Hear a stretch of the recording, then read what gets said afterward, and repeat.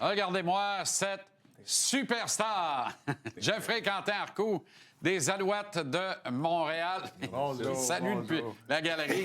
Comment ça va, mon Jeff? Ça va, mon JC. Et le bon Arnaud Gascon-Nadon. Oui, je me porte à Non, ravir. moi, j'ai pas le même bonus de signature aujourd'hui. Mais Moi, puis lui, on n'a pas le même poids aujourd'hui. Jeff, il arrive plus lourd que d'habitude. Non, mais toi, t'avais quand même tout prédit ça un peu plus tôt cette semaine. Ouais, j'avais un feeling. Ici, à cette antenne. Je connais la game un peu. Là, Darnell Sankey libéré par les Alouettes. Jeffrey Quentin-Arcou qui reçoit un contrat à valeur de partant et qui donc aura tout le loisir et l'espace d'exprimer et d'en redonner pour 100 sous dans le dollar. D'abord, félicitations pour ça. Merci beaucoup. Es-tu content de la tournure? As-tu été nerveux à un moment donné de voir quel était, où voulait s'en aller Danny Machocha avec ça? Nerveux, je pense pas. Écoute, c'est sûr que c'est une business. Tu sais jamais en quoi t'attendre, mais pour être honnête, là, je savais un peu où l'organisation voulait aller. Je suis un jeune joueur. Je suis québécois, puis je pense que j'ai fait mes preuves dans les 2 dernières années que je peux être un des meilleurs linebackers de la CFL. Donc, je suis juste content, finalement, d'avoir les clés de l'auto puis de pouvoir être un leader en défensive dès l'année prochaine. Parlant d'auto, peux-tu t'acheter un char avec le bonus? J'en ai déjà un char. Ah, correct. Hey, non, livré, tout empaqueté. Non, je te dis, moi et Jeffrey, on connaît pas le même monde, là. Non, sincèrement, là. Non, Il est très équipé, il n'y a rien là. j'ai un bon partenariat avec une compagnie à Québec, Bernière Auto, puis j'ai un beau Jeep depuis ce temps-là. Ah, ben formidable. Salut le monde à Parle-moi de Québec, ça. hein. Hey, Ça prend ça, des partenariats. ouais, exact. Jeffrey, Danny, t'avais-tu parlé un peu pendant l'année? Que c'était ça? T'étais-tu un peu au courant du plan? Non, honnêtement, je n'étais pas au courant. Est-ce que je savais? J'avais un doute. Écoute, Sankey, c'est un joueur incroyable, un vétéran, ça fait 10 ans. Je savais qu'il voulait que j'apprenne de lui. Je pense qu'après 2 ans, j'ai appris ce que j'avais à apprendre. Là, c'est à mon tour d'avoir... Ouais. Les clés. En même temps, Danny est un gars très fidèle envers ceux qui l'ont repêché ou ceux en qui il a cru ou ceux qu'il est allé récupérer, transactions, signatures, marché des joueurs autonomes. Ça aurait été étonnant, là. Tu sais, pour tout le bien qu'il a dit de toi, ça aurait été étonnant qu'ils disent, bah, on le laisse aller puis on va dans une autre direction, non? Ben, il vient de le faire avec Darnell Sankey. Ça peut se faire avec tout le monde, Ben, là. arrête, il fait 10 ans qu'il est dans la ligue. Oui, mais il reste qu'il y a comme une bonne année quand même l'année Oui, dernière. oui, ça reste tout à des fois, fait. c'est une business pareil. Là, Oui, c'est un business. Là, c'était le tour de la business à Jeffrey de exact. faire ce qu'il avait à faire. Oui, puis je promets à l'organisation que je vais redonner la monnaie de leurs pièces. Écoute, je suis prêt à jouer, puis j'ai juste hâte de commencer. Là. Puis là, on sait que, tu sais, au football canadien, tu as des joueurs canadiens qui jouent. Après ça, tu as besoin d'avoir un écosystème de Canadiens autour pour les supporter, parce que là, on change la façon de jouer. Là, c'est un Mike linebacker canadien. Est-ce que ça reste là, maintenant, le prochain, c'est-tu Tyrell Richards qui va re-signer pour un peu les deux vous supporter là-dedans? C'est ça? Non, mais c'est pas vrai avec un sourire.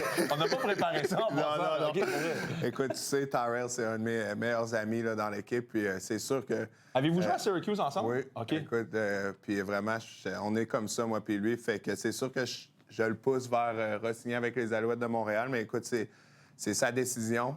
Je sais que les Alouettes le veulent, donc ça va être à voir. Là. Puis il y a une enveloppe budgétaire aussi pour les positions. Est-ce que tu l'as toute pris puis il reste plus rien? Est-ce que c'est ton ami à ce point-là? Non, j'y en ai laissé. Okay. J'y en ai laissé.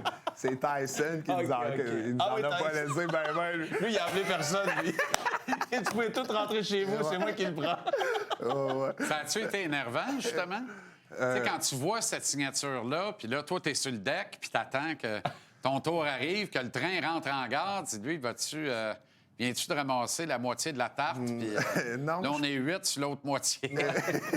Écoute, JC, on sait que les salaires ont augmenté. On sait que le cap salarial a augmenté. Puis, tu sais, on savait que les Alouettes, en libérant Darnell Sankey, auraient aussi encore plus d'argent. Donc, vraiment... Autrement dit, on libère Darnell et on a Jeffrey puis on a Richards. Fait qu'on est correct. Exact. Je ne sais pas exactement la vision des Alouettes face à face à Tyrell, mais je vais parler pour moi. Moi, je sais que je suis dans les plans. Puis je suis prêt, comme je te dis, à produire, puis à jouer pour ma province, jouer pour Montréal, puis gagner une Coupe Grey. Vous êtes 2 produits de la NCAA. On va en parler un peu parce que c'est le bordel le plus complet. Ça ne se tarit pas, ça n'arrête pas. De ton c'est école. absolument rigolo. Ton école que Là, mais là, t'adores. au Michigan, Oui. ça va pas du tout. Examen des faits et réactions. Je ne sais même pas par où commencer. On a-tu 25 minutes pour parler de ça? En fait, Sherrod Moore s'est fait mettre à la porte hier. pour une histoire rocambolesque, là, je veux dire, il y a eu une relation extra-conjugale avec une demoiselle dans son staff, qui était d'ailleurs sur LinkedIn la Executive Head Coach Assistant. Faut le faire quand même. Elle a eu une augmentation de salaire de 2 fois son salaire l'année dernière. Écoute, Jean-Charles, c'est incroyable. C'est la 11e personne d'un staff de Michigan depuis que Harbaugh est en contrôle de cette équipe-là qui se fait arrêter.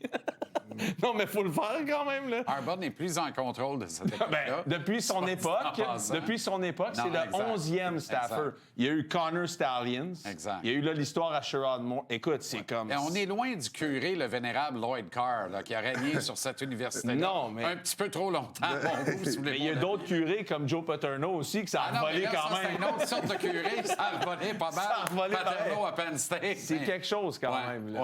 ouais. Mais là, tu sais, ben oui, mais c'est ça. Ben voilà. Mais Et moi, pourtant, moi, j'entends- on parle d'une équipe qui était favorite dans les blocs de départ l'an prochain et dans 2 ans. Ben, il y avait le carrière numéro 1. Toi, t'as entendu des affaires sur Lane Kiffin. Moi, j'ai entendu des choses sur Sherrod Moore l'année dernière d'un joueur québécois qui jouait là-bas. Il m'avait raconté une histoire. J'étais comme, Ben, c'est oui. inimaginable. Ouais, on là. le connaît. J'étais là, c'est sûr que ça se peut pas, tu sais. Ouais. Ça brasse là, dans l'NCAA. Les coachs sont jeunes, d'ailleurs. Ouais, Faut non. se le dire. Là. Pour être honnête, on dirait que ça devient un standard là, à l'Université de Michigan, mais pour le Es-tu coaching mieux staff. ou ouais. moins bon? Mais écoute, c'est pas la première fois que j'entends des histoires comme ça. Tu sais, j'ai été dans l'NCAA 5 saisons.